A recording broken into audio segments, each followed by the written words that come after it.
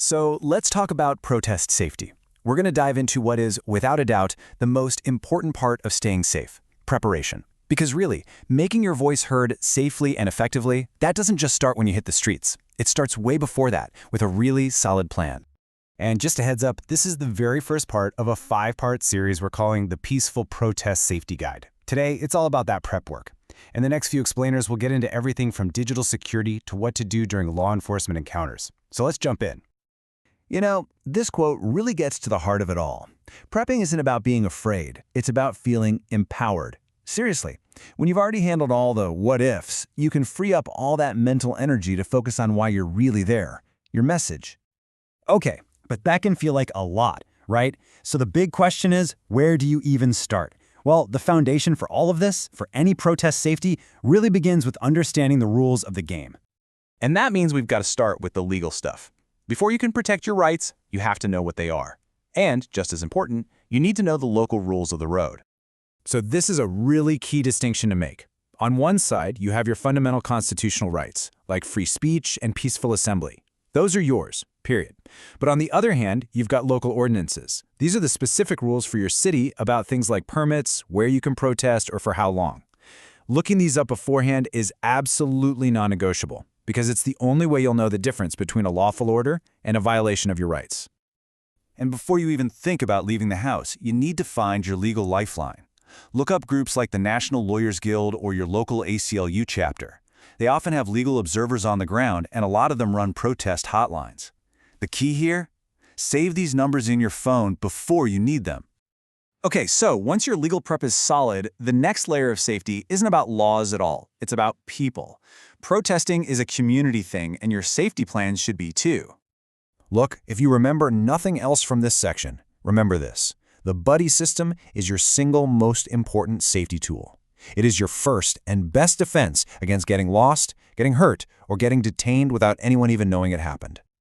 So what does a good communication plan actually look like?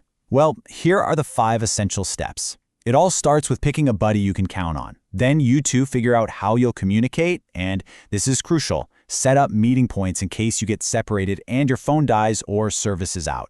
After that, you tell an emergency contact your whole plan, and you schedule specific times to check in with them. See? It creates this powerful safety net around you. And let's be super clear about what an emergency contact is. This has to be someone who is not at the protest with you. Think of them as your anchor to the outside world. They know your plan, they know who you're with, and they know exactly who to call if you miss a check-in time. All right, you know your rights, you have your people plan. Now it's time to get practical. Let's talk about packing your bag, because what you carry and what you don't can make a huge difference. First up, the basics for your body. Water, that's a no-brainer. Snacks to keep your energy up. A little first aid kit is always a smart move. And here's a pro tip you might not think of. Pack some antacid tablets. It sounds weird, but they can actually help with tear gas exposure, something we'll get into more later in the series. Next up, your gear. Think of this as your personal protective equipment. Shatter-resistant goggles for your eyes, long sleeves for your skin, and comfortable, sturdy, closed-toe shoes are an absolute must. Also, bring some cash. You can't rely on ATMs. And always, always, always bring a portable phone charger. So, we've covered what you should bring, but honestly, what you decide to leave behind can be just as important for your safety, maybe even more so. This one's pretty straightforward, but it is absolutely critical. Don't bring valuables that could make you a target for theft. Do not bring any weapons or drugs, things that could be used to justify an arrest. And maybe even consider leaving unnecessary ID at home. Bottom line, anything you bring can potentially be lost or confiscated. We've talked a lot about physical safety, but in the 21st century, that's really only half the battle. So now we're going to turn to our last area of prep, and it might just be the most overlooked vulnerability for protesters today: securing your digital life. And this quote just nails why this is so important. Your phone isn't just about you. If it's not secure, it's basically a treasure trove of information about everyone around you.